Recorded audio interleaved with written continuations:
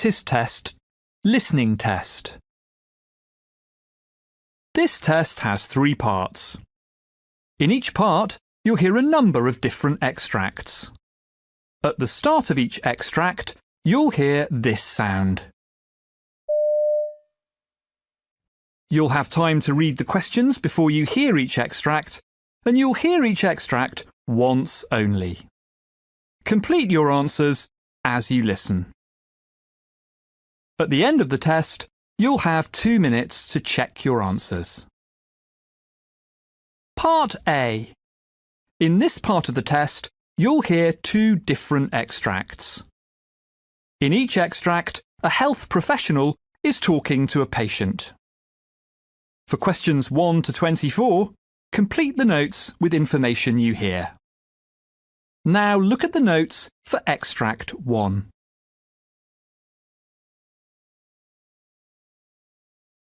Extract 1, questions 1 to 12.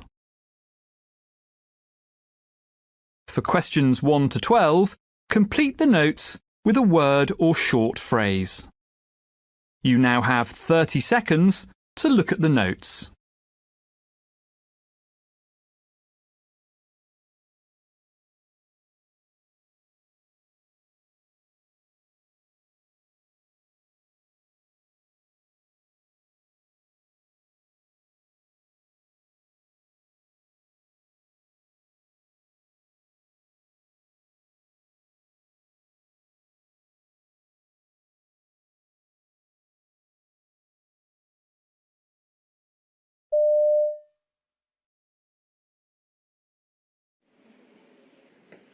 Hello Elizabeth, I'm Richard. I'm one of the nurses in this district nursing, and the doctor has asked me to see you, so I guess you know that. Yes, I do. All right, yeah. So please take a seat. Thank you. Right, yeah. So how can I help you?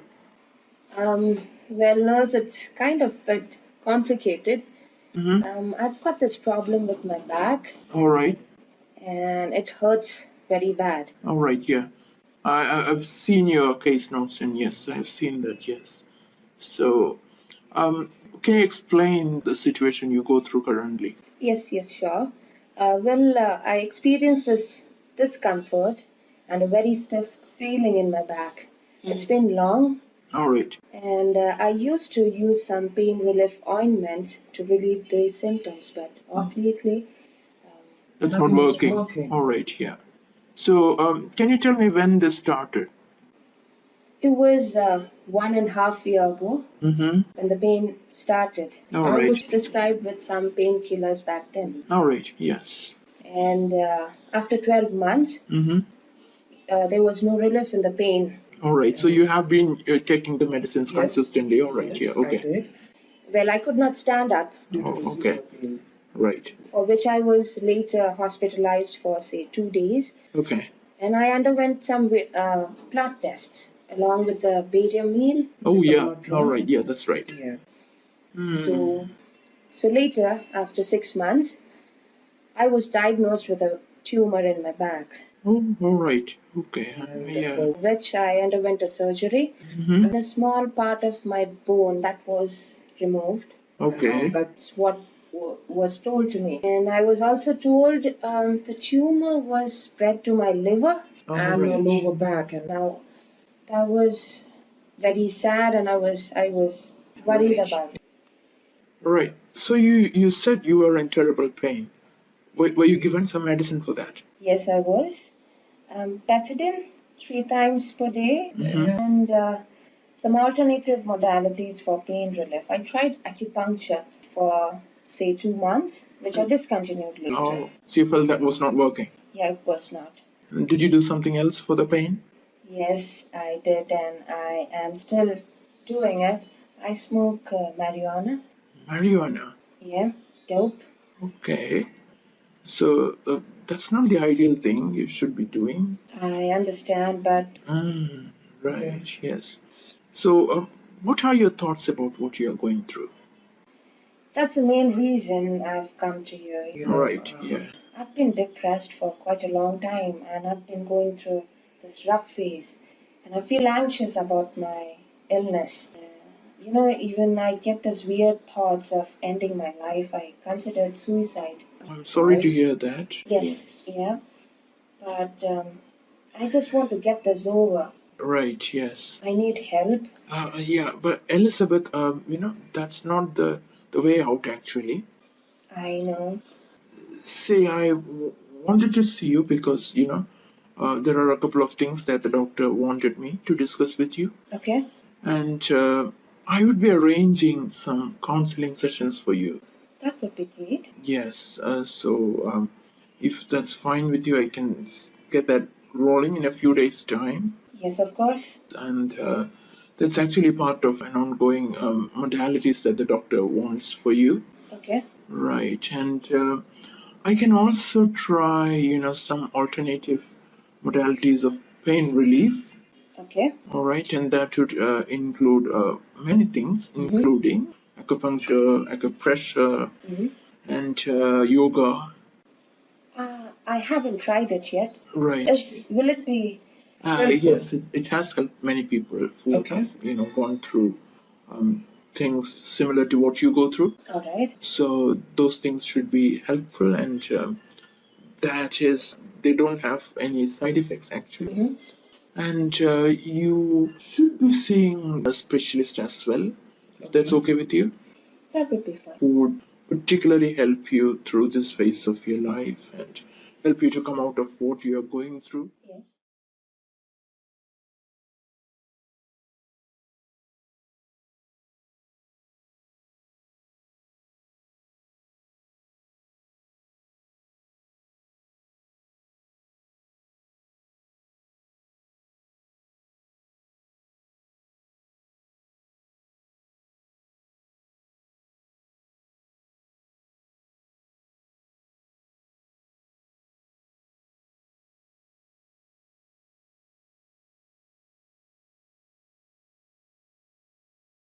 Extract 2, questions 13 to 24.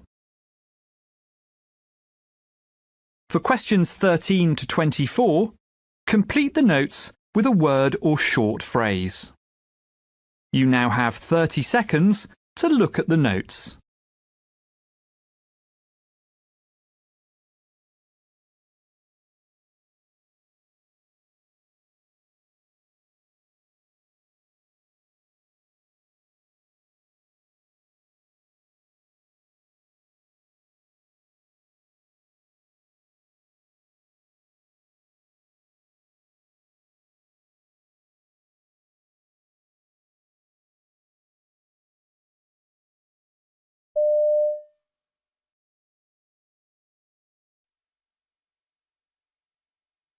So, Mr. Alexander, the physical exam's very consistent with some very bad back spasming causing the pain you're in today.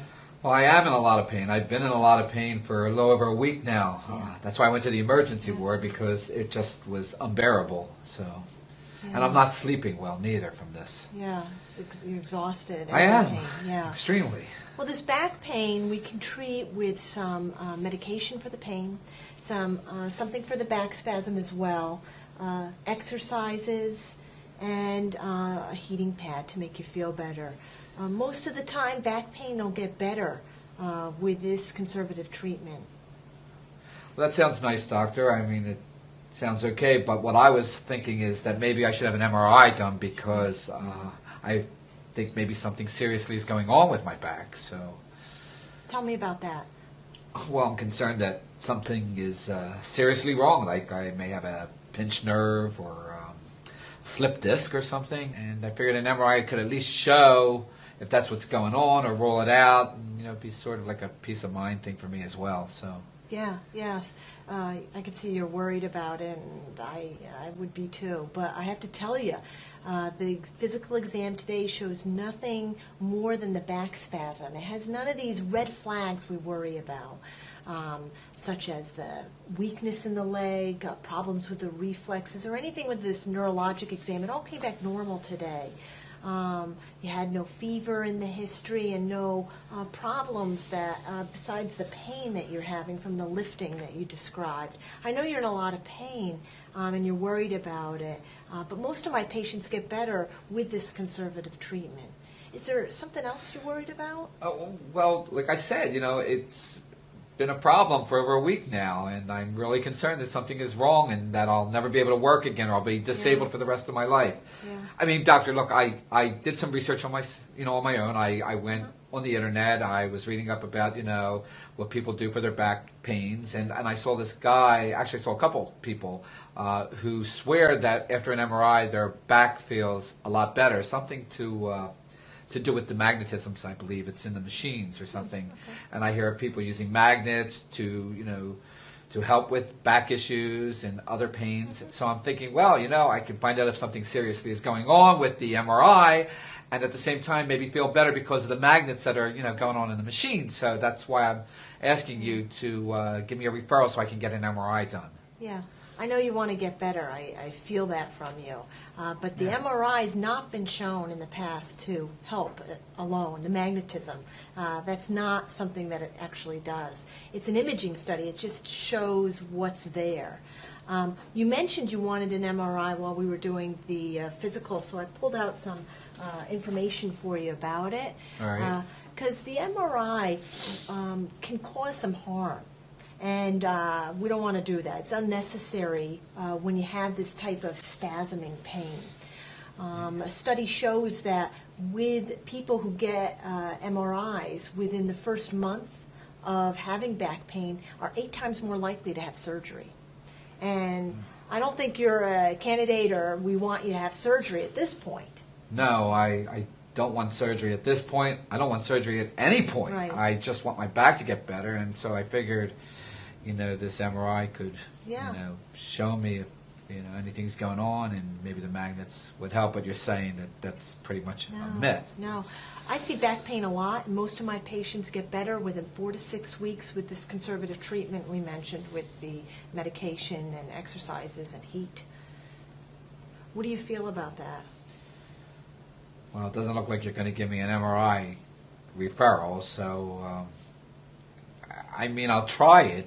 But if it doesn't work, or if I have other symptoms going on, could we consider an MRI then? Absolutely. I want you to get better, and I really think this is going to help you get better, and you will get better. And if not, I want you to call me, and I want to see you again in a few weeks to make sure you're getting better.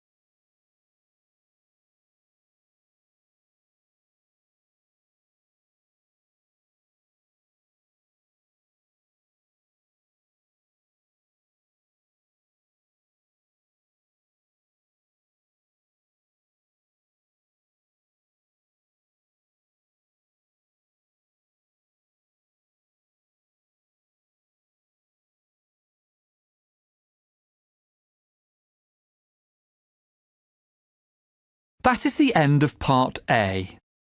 Now look at Part B.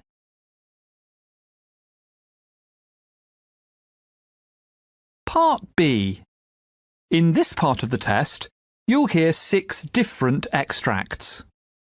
In each extract, you'll hear people talking in a different healthcare setting. For questions 25 to 30, choose the answer A, B or C which fits best according to what you hear. You'll have time to read each question before you listen. Complete your answers as you listen. Now look at question 25. Now read the question.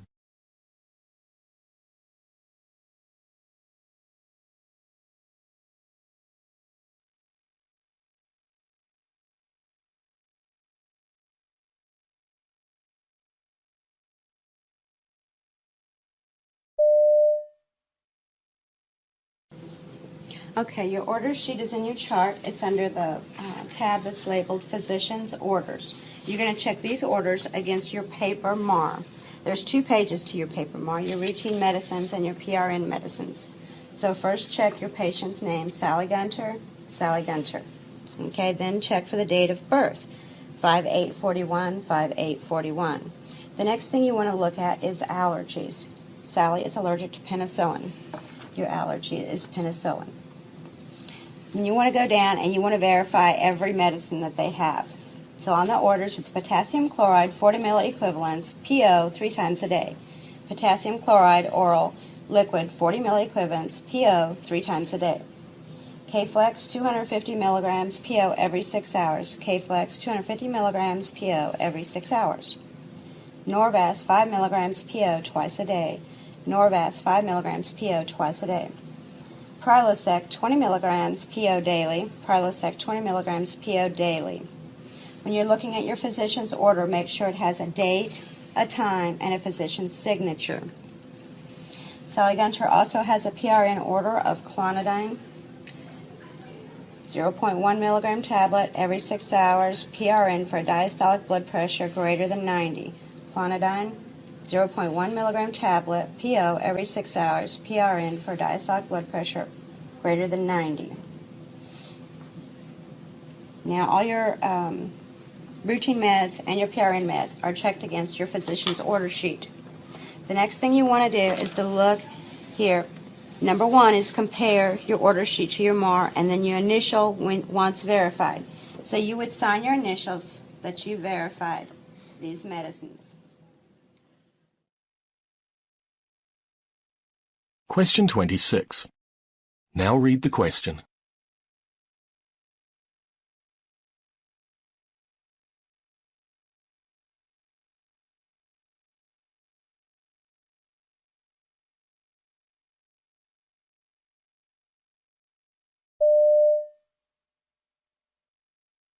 Let's examine this.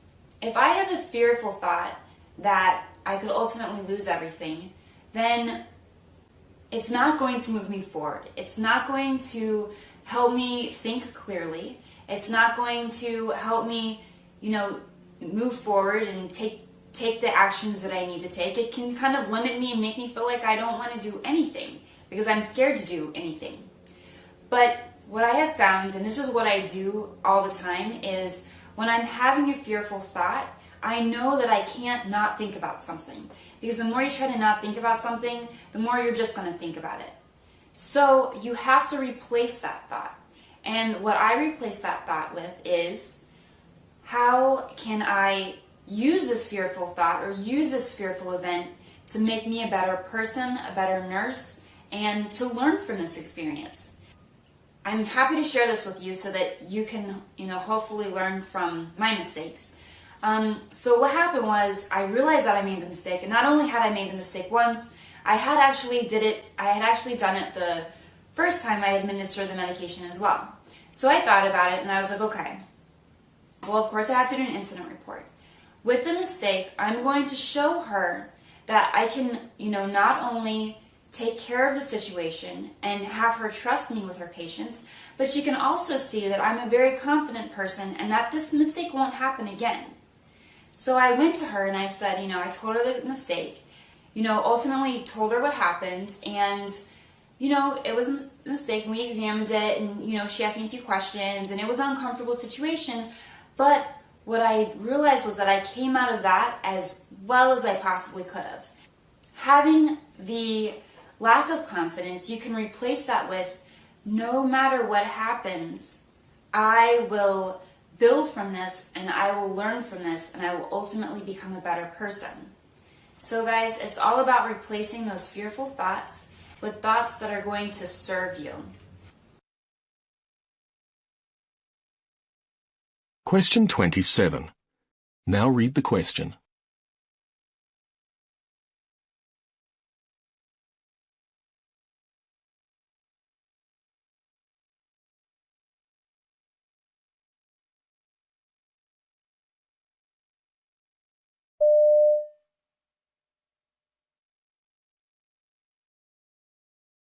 I was actually talking about culture-bound phenomena, and I had a professor of psychology say to me that there's no evidence that culture-bound or cultural illness exists. And I actually said to him, my response to him was that you're absolutely correct. And people were quite surprised when I said, you're absolutely correct in the world in which you live. So you actually can't necessarily blame someone if they've never actually been exposed to it before. So the important point is that if you actually don't have it in a framework that most people, and what I'm talking about is mainstream, can relate to, in that it's actually researched and it's written up in a scientific journal, then they're actually forced to relate to it, or at least open their mindset up to a different reality.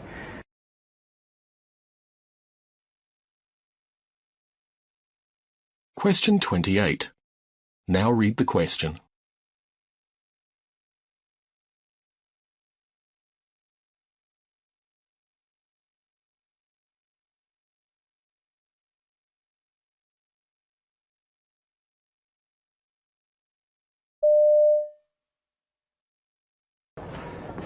Hello, I'm Jan Machescu. I called this morning. Yes, Mr. Machescu, your prescriptions are right here. They've been ready for an hour. Good. Now, take these pills 3 times a day. That's every 8 hours. I usually take them at 7 in the morning, 3 in the afternoon, and 1 before I go to bed, about 10 or 11 at night. That's fine. When do I take the other pill? You can take these any time you feel a pain. Well, it's almost lunchtime. Is it okay if I take one before lunch? It's better if you wait until after lunch, after you've eaten. Well, why is that? The pills may upset your stomach if it's empty. Oh, okay. I'll wait till after lunch. I'll take one about 1 o'clock this afternoon. Well, thanks very much for your help. You're welcome. Question 29. Now read the question.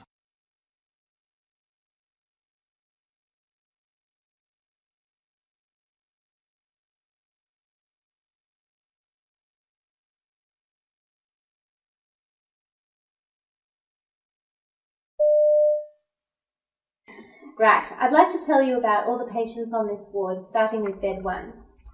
John Smith is a 45-year-old male who had a motorbike accident on his way home from work. He was admitted to the ED at 2300 hours on the 1st of August with a frontal lobe contusion. Sorry, I don't know that word contusion. Could you please explain? Sure, in this case it means a concussion. Thank you. He has breaks in his right arm and hand and has had surgery, including metal plates inserted into his arm.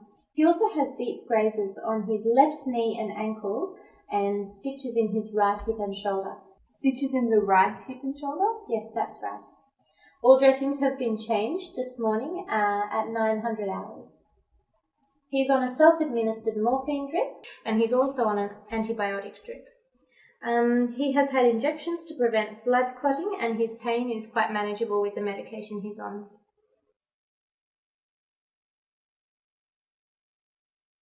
Question 30. Now read the question.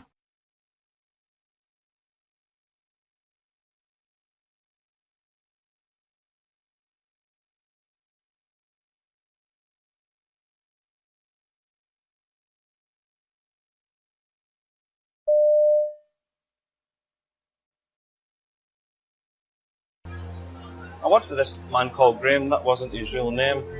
He started to hear voices. He had strong paranoid beliefs that people were talking about him.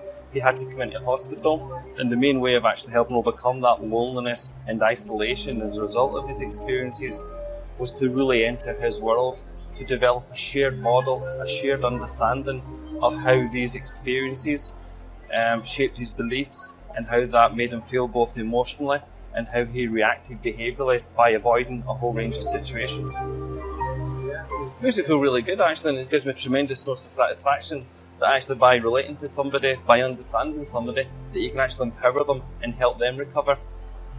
Without the benefits of professional help, Graham would still be stuck at home, he would still be experiencing rather distressing voices.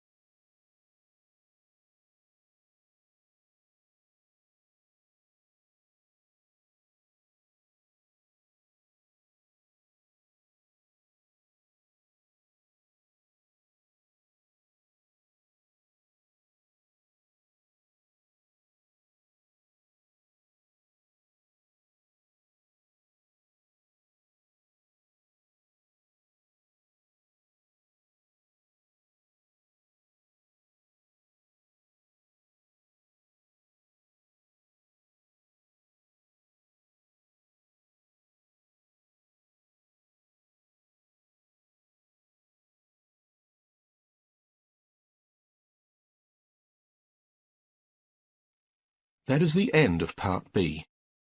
Now look at Part C.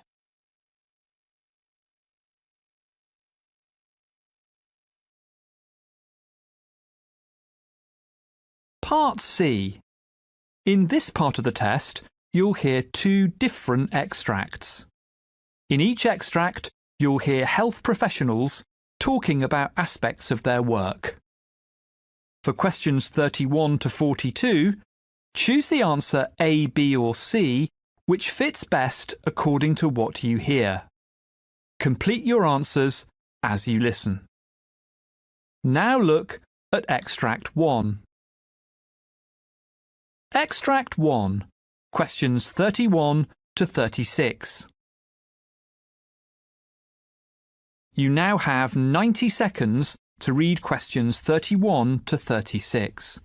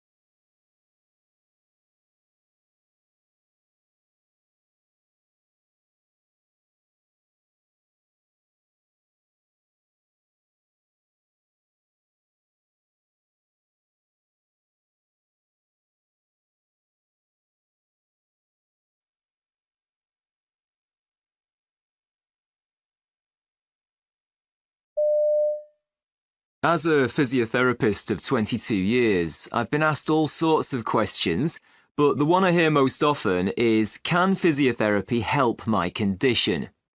Physiotherapy assesses, diagnoses, treats and prevents a wide range of health conditions and movement disorders.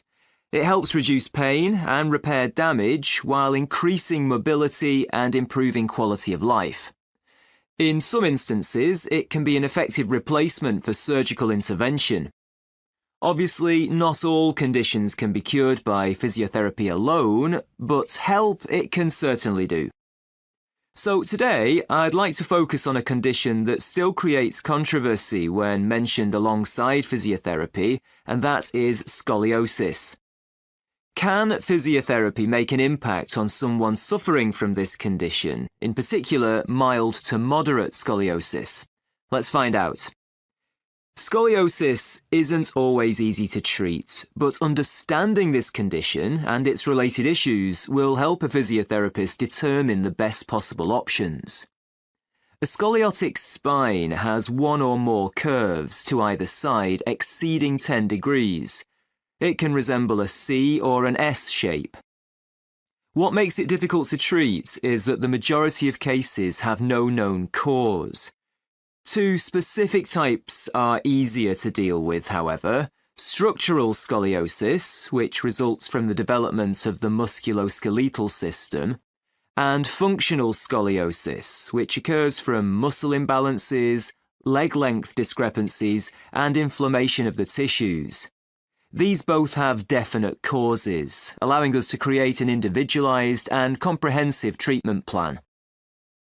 Physiotherapy is but one part of the multidisciplinary network of healthcare professions employed in the treatment of scoliosis. A confirmed diagnosis comes firstly from a thorough physical examination for any abnormalities and asymmetry. If scoliosis is suspected, then an X-ray will be taken to confirm what's known as the patient's Cobb angle, or severity of the scoliosis. From here, physiotherapists work closely with doctors, including orthopaedic spine specialists, in determining the best options going forward. I believe a good, multifaceted approach to this is ideally broken down into 4 distinct phases. The first of these, in my programme, is pain relief. Although not all scoliosis sufferers will experience pain or even discomfort, many do, and for these patients, the provision of pain relief assists with compliance and also with corrective or prevention exercises. Physiotherapists have a variety of techniques for achieving this, such as the releasing of tight muscles through gentle massage, acupuncture, the use of supportive postural taping, and various electrotherapy modalities such as ultrasound. Phase 2 is a particularly important step for several reasons. It's for rectifying any imbalances through stretching and strengthening exercises. This often still includes taping techniques until strength and flexibility have increased. Physiotherapy here focuses on both sides of the spine as well as adjacent areas like the hip or shoulder, depending on what's impacting spinal alignment. The aim is to restore the range of motion of the spine, muscle length and strength, as well as endurance and core stability. This stage is paramount for allowing ongoing treatment in Phase 3 to occur. This is because it's there that the patient requires the strength and flexibility gained in Phase 2 in order to resume normal activities. These include sport and recreation, which is the objective most patients have in mind during the treatment process. It's where we aim to restore full function. This is where we, as physiotherapists, need to tailor rehabilitation to the specific patient so they can safely achieve their functional goals. This, of course, includes trained athletes who place great stress upon their bodies, so caution must be taken when giving advice, and strong encouragement is needed for keeping to realistic recovery times. The final phase is undoubtedly the most important in terms of full recovery, and this is the prevention of a recurrence. This relies heavily on the partnership between physiotherapist and patient. By this, I mean we identify the optimal exercises for the patient to continue, and it's then up to them to maintain these exercises throughout the course of their life. Here too, other professions may be utilised. For example, in a case of an unequal leg length, a podiatrist could address this with a heel rise, shoe rise, or built-up foot orthotic. What patients expect to achieve and what is achieved varies greatly. However, those with mild to moderate scoliosis who have a commitment to maintaining their newfound strength and flexibility can expect a full recovery, especially if diagnosed and treated early. Physiotherapy is a vital part of this recovery and prevention and should never be underestimated. So, the next time you're asked, "Can physiotherapy help my condition?" I'd be inclined to give a firm nod and respond by saying, "With your commitment, physiotherapy is invaluable."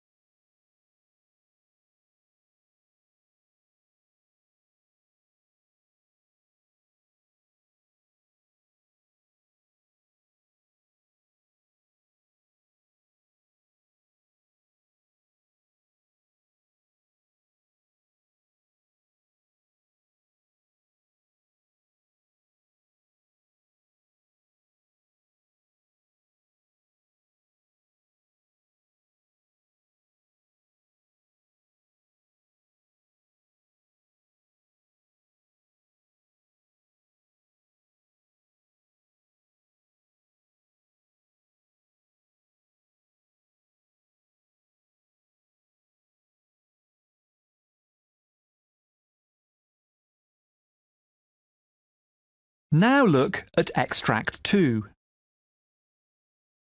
Extract 2, questions 37 to 42.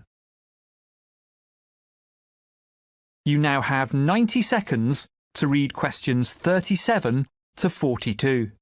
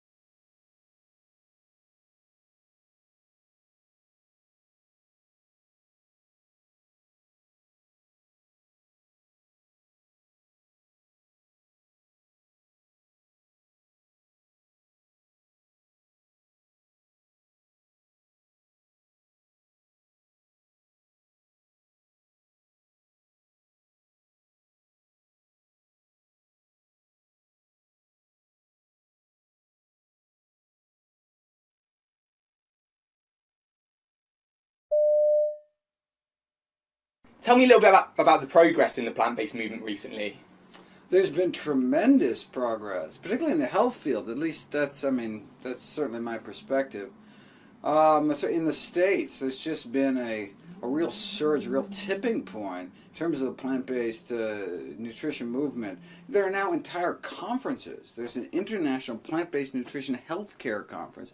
Hundreds of physicians, other medical professionals get together, talk about how they're using this in their practice. I mean, that didn't exist a few years ago. I mean, it's really, really exciting. There's new vegan medical clinics opening up where all the folks on staff are using lifestyle medicine approaches, not just to prevent disease, but to stop and reverse it as well. Tell me about the main players involved. You've got Nutrition Facts growing, you've got the Physicians Committee doing a lot of work. Who are the main players and what's been achieved specifically in the last few months and last year? What's been the memorable moment for you? Well, so, a lot of people don't know about Scott Stoll, who started this, PBNHC, this plantrition project, this plant-based nutrition conference. He's been doing these immersion programs for Whole Foods for a long time now. He has a book coming out. Okay. I'm very excited about that. He's just had transformative experiences. He's just a physician in practice. There's people all over who've been doing this in their own little, hometowns. But it's just great to get so many people together, start networking. So there's wonderful resources out now, documentaries. We got a number of documentaries coming up, like The Game Changers and Eat Yourself Alive. And I mean, this is an exciting time to be in the movement. And I think, a lot of it is just there's so much, we're going to get there if only because the healthcare costs are spiraling out of control, right? Climate change. We're just going to be forced to have to take these, safe, simple, side effect-free solutions, cheaper, safer, more effective than conventional medical approaches, because we're talking about the leading killers, right? The leading cause of death. The good news is that the vast majority of premature death and disability is preventable with a plant-based diet and other healthy lifestyle behaviors. We have the power, we have tremendous power over our medical destiny and longevity. You talk passionately about the benefits of plant-based diet, particularly reversing heart disease. My old boss, he was a professor of epidemiology called Professor Tim Spector. He said he met Dr. Dean Ornish. Dr. Dean Ornish said, the thing with the plant-based movement is you get the sense you're either with them or against them. We're going to talk about that in a minute. But also what he said was there aren't any large randomised control trials. He said, Dr. Dean Ornish, show me the large randomised... Why aren't there any? If we've known about this since Pritikin's day, where's the data, the large randomised control trials? Well, look, Ornish published his first RCT, randomised control trial, July 1990, in The Lancet, the most prestigious medical journal in the world. There it was, black and white, proving with quantitative angiography that we can reverse heart disease, open up arteries without drugs, without surgery, just a healthy plant-based diet and other lifestyle changes. There it was, right? So we've known about it for decades, but there it was, published in some of the most prestigious medical journals in the world, The Lancet, JAMA, yet what happened? Nothing. Hundreds of thousands of people continue to die of a reversible, preventable disease. So it's being ignored. It's being lost down the rabbit hole and ignored. I said, well, wait a second. If effectively the cure to our number one killer could get lost like that, what else is there in the medical literature that could help my patients, but just didn't have a corporate budget driving its promotion? I made it my life's mission to find out. That's why I started nutritionfacts.org, and that's why I wrote my new book, How Not to Die. What I find very interesting is you say the system needs to take on board this message, but the whole point of Nutrition Facts was to go round the system. Tell me a little bit about the democratization of information and the role that's played and why that's been good for the movement, I guess. You know, when I started out ignoring the general public and going straight, trying to train the trainers effectively, going around speaking at all the medical schools in the States to try to, get the next generation of doctors educated. But then I realized that's a slow way about it. We don't have time. People are dying now. I don't need to, for another 10 years for them to kind of slowly take over the medical system. People are dying now. We need to take this directly to the people. And thankfully, thanks to the internet age, we now have this democratization of information. Now everyone has access. Before, the doctors had a monopoly on information about health. And so, big pharma, the food industry, all they had to do is get to the doctors. The tobacco industry, as long as they could get the AMA on board by writing them checks for $10 million, and so they came out opposed to the Surgeon General's report against smoking in 1964. As long as they control the doctors, they control the health message. No longer. Now, people can get to the science directly,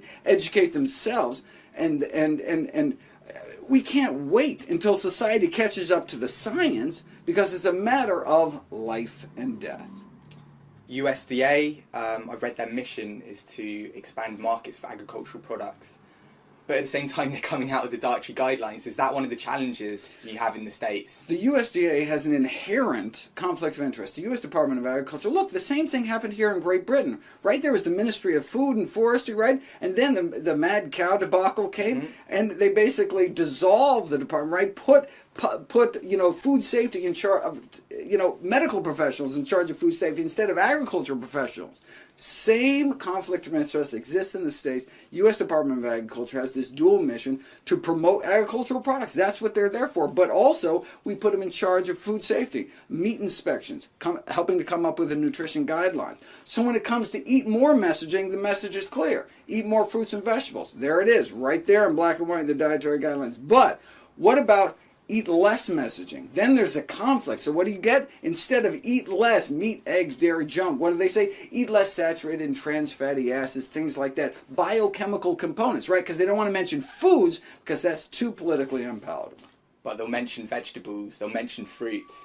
Well, they'll mention fruits and vegetables because it's an eat more messaging. Yeah. Everybody's happy. Promote agricultural products and promote health. If they can do it without undermining the profit motive, they'd be happy to make the American public healthier. Can you just explain a little bit about how corrupt the medical industry is in the US? It's kind of related to what you talked about already. Well, there's a number of barriers for doctors. So you say, okay, we understand why some of the mainstream medical associations are sucking up to industry because they're being sponsored by big pharma, for example. But why aren't individual doctors speaking out? Well, there's a severe nutrition deficiency in doctors in education. We just weren't taught this in medical school, so we graduate without these powerful tools in our medical toolbox. We just weren't taught how to teach people to take better care of themselves, right? But of course, there's other barriers. There's lack of time, lack of reimbursement. Doctors aren't paid to tell people how to take better care of themselves. And also, there's much of medical education, both during medical school and postgraduate medical education, is paid for by the drug industry. I mean, the number one reason people go to their doctor in North America is what are called blood pressure checks. And they keep going to get their blood pressure checked so they can tweak the blood pressure medications. And so that's a boon not only to Big Pharma, which sell these chronic disease drugs that people take every single day for the rest of their lives because they're not actually treating the cause of their disease, right? Because they're not actually changing their diet. So they need to be treated every day for the rest of their life. So it's the boon to the Big Pharma, but also that's where the doctor's getting their next BMW from and sending their kids to college. I mean, it's the bread and butter of the GPs, of the primary care docs, is these blood pressure checks, which wouldn't be necessary if they didn't have high blood pressure. The number one killer risk factor in the world, 9 million people dying of high blood pressure, a disease that need not occur if people ate plant-based diet, something we've known since the 1920s.